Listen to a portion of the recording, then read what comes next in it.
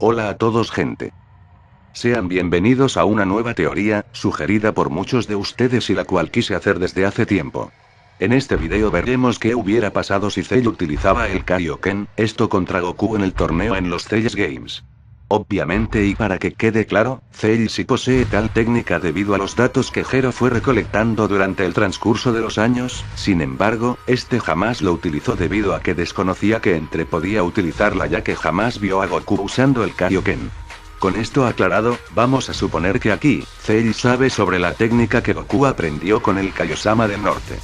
Cell utilizaría esta técnica contra Gohan en Super Saiyajin 2, pues, al ser muy inferior al hijo de Goku, simplemente no tenía otra alternativa que elevar su poder con una técnica que Goku logró llevarla hasta casi el máximo. Cuando Cell comenzó a hacer uso del Kaioken, Goku se sorprendió, pues no se esperaba que el androide tuviese conocimientos de una técnica tan poderosa como esa. Claramente, y como era de esperarse, Cell llevaría esta técnica hasta aumentar 5 veces, con tal de superar a Gohan en Super Saiyajin 2. Con la inteligencia en batalla de Cell, preferiría no confiarse sabiendo que dicha técnica lo podría llevar al límite, así que, para dejarse de juegos humillando al hijo de Goku, decidiría acabar con su vida, para posteriormente, insinuar que ahora era momento de acabar con la Tierra.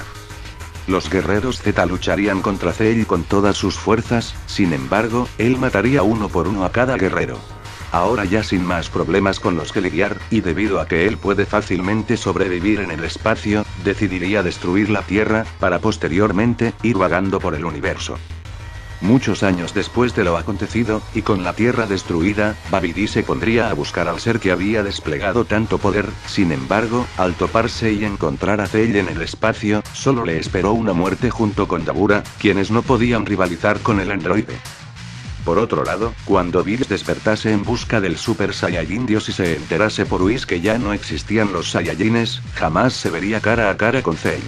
En otro caso, si Whis le contase que él se encargó de matar a los últimos Saiyajins, está más que clara que la actitud de Cell y su poco poder comparado al del dios destructor, lo llevarían a morir a manos de este. Pero bueno, la teoría fue bastante corta, sin embargo espero que les haya gustado. Yo sin más nada que decir, me despido, adiós.